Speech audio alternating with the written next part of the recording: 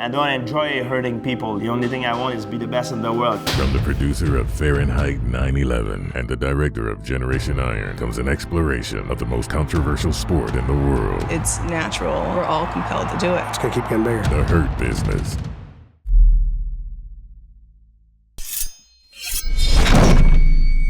Hi, I'm Jerry Brainum. I'm here to answer more questions. And today's question will be this one. Does muscle memory really exist?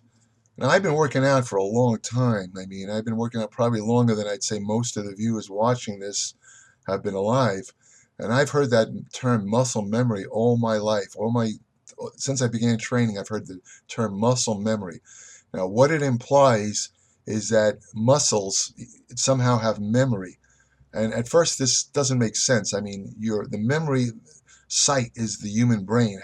Since muscles don't have brains, how could they possibly have a memory? Well, the word memory would have to be in parentheses because, or I should say quotation marks, because muscle actually does have a memory. And let me explain how this works. First of all, muscle cells are the biggest cells in the body. Normally, a normal cell only has one nucleus. The nucleus is a little bit beyond the scope of this video, but it has to do with maintaining the cellular health involved in the replication of new cells and so on and so forth. Most of what happens in a cell happens in the nucleus. It's where DNA works and all that.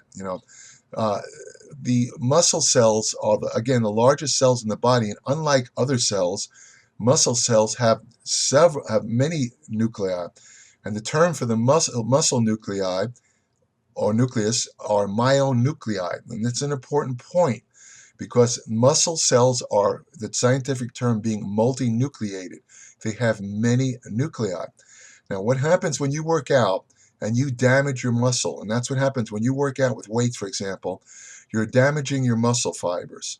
And the body responds, if you give it enough rest and you follow proper nutritional principles, such as eating enough protein and that type of thing, your body responds by an adaptation process that involves first a localized inflammation, where there's a migration of white blood cells to clean out the debris left by the damage to the muscles incurred by exercise. That process is called autophagy. And this is followed by a system which these white blood cells, or I should say immune factors, that migrate into the injured muscle cells, they send messages or signaling that involves the recruitment of certain hormonal substances, such as localized insulin-like growth factor 1 and others, such as mechanical growth factor.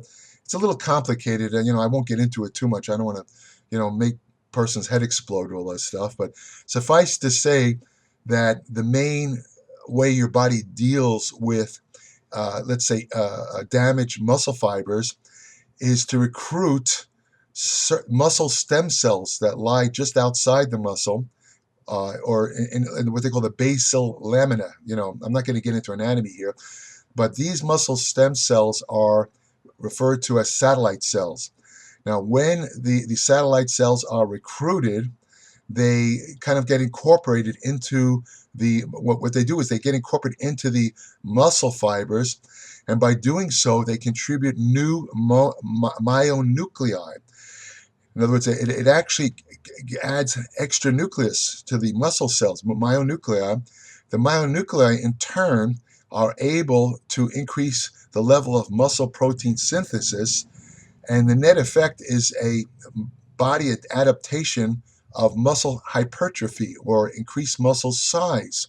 Now you say to me, well, okay, this is all interesting, or maybe not, depending on your point of view, but what does all this have to do with muscle memory? Very simple. I'll explain.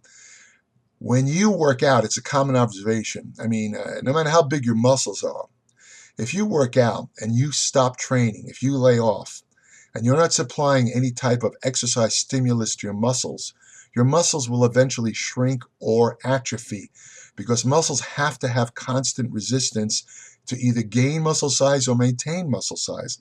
In other words, it's the use it or lose it principle. And the use it or lose it principle affects every cell in the body, from your brain to your toes to your skin, everything, including muscles. If you don't use your muscles, they disappear. It's that simple. Now, when your muscles shrink, however, and this is what wasn't known years ago, the muscle fibers themselves might actually atrophy. But previously, it was thought that when muscle cells atrophy, the new myonuclei that was established previously by the process I talked about earlier is abolished. In other words, they thought the extra myonuclei disappear, and because of the disappearance, your muscle synthesis processing goes down, and your level of catabolism goes up. That's another story. But the point being that they recently found in the past couple of years that even though your muscle fibers shrink, the myonuclei do not disappear. They kind of get dormant. They stay there. So what happens, and remember, the myonuclei are the source of muscle protein synthesis. This is the thing that makes your muscles get bigger and stronger.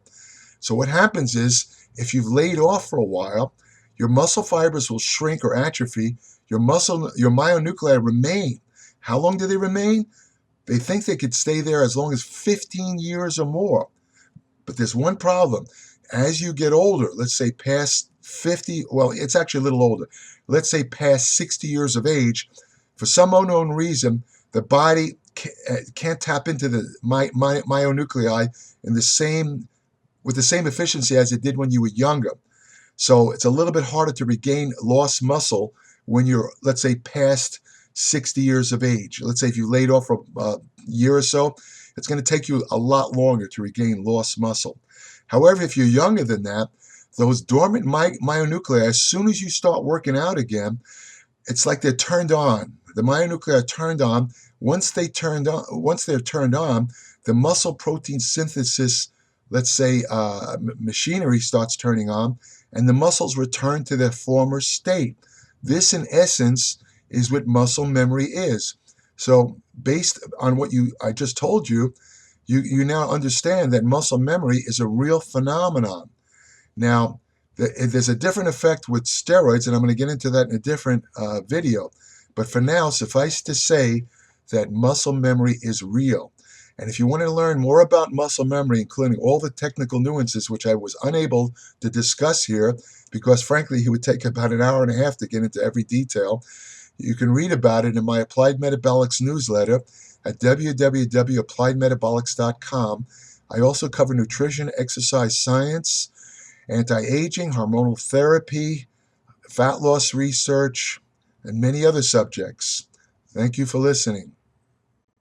Bodybuilders, believe it or not, they are more analytical than the athletes. The bodybuilders want to know, what does this vitamin do?